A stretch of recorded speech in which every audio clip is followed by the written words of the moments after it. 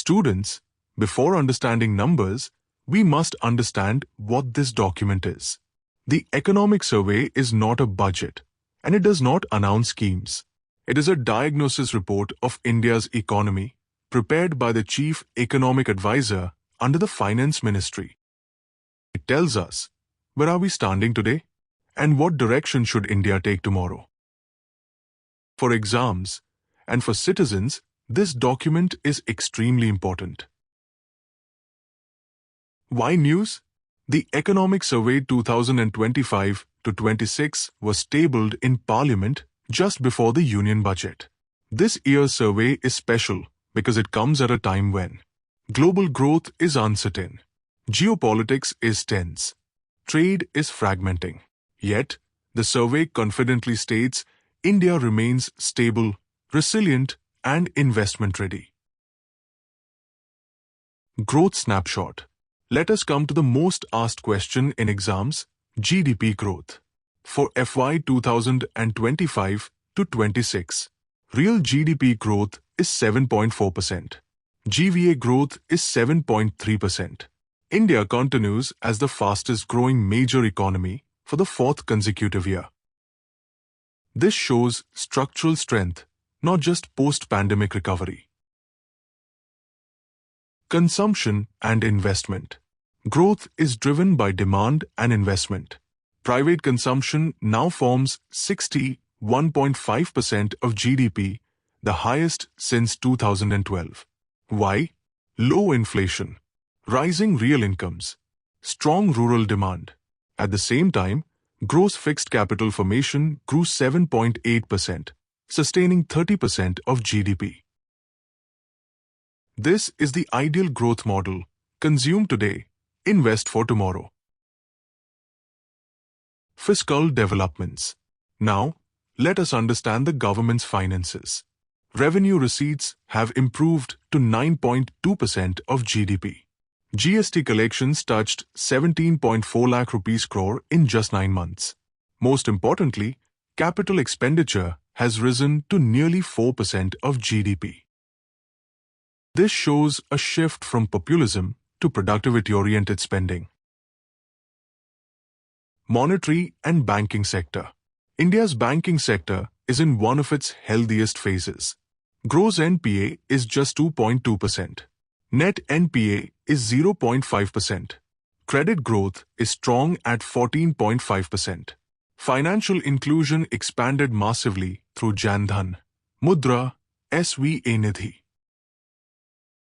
A strong banking system means a strong backbone for economic growth. External sector. Despite global slowdown, India's external sector remains stable.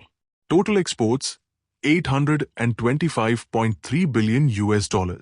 Services exports at record highs. Current account deficit around 1.3% of GDP. Forex reserves crossed $701 billion, giving 11 months of import cover. This ensures external stability, a key macroeconomic indicator. Inflation and agriculture. One of the biggest achievements, inflation control. India recorded 1.7% CPI inflation, the lowest ever. Food and fuel prices played a major role. Agriculture also performed strongly. Record food grain output. Horticulture emerging as a growth driver. Low inflation protects the poor and middle class the most. Services, industry and innovation. Services remain India's growth engine with 9.1% GVA growth. India is now 7th largest services exporter, one of the top startup ecosystems, rapidly growing in patents and trademarks.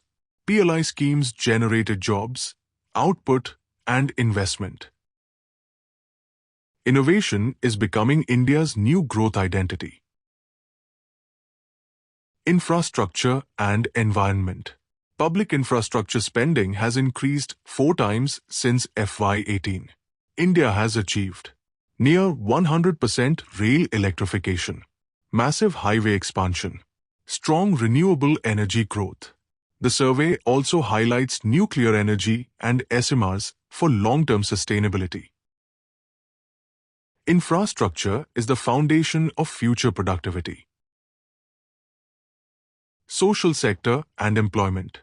Employment stood at 56.2 crore, with unemployment around 5%. Female labor participation rose sharply to 41.7%. Education and health indicators improved significantly. These are signs of inclusive growth, not just high growth. Key challenges. The survey is honest about challenges. Global trade fragmentation, weak state capacity, low private R&D, rising cash transfers affecting capex. It stresses that execution capacity, not policy intent, is India's biggest constraint. Exam importance and takeaway. For prelims, remember facts, figures, and schemes. For mains, focus on themes, growth, stability, challenges, reforms. The survey's big idea is powerful. White pointing backhand index India must move from strategic resilience to strategic indispensability.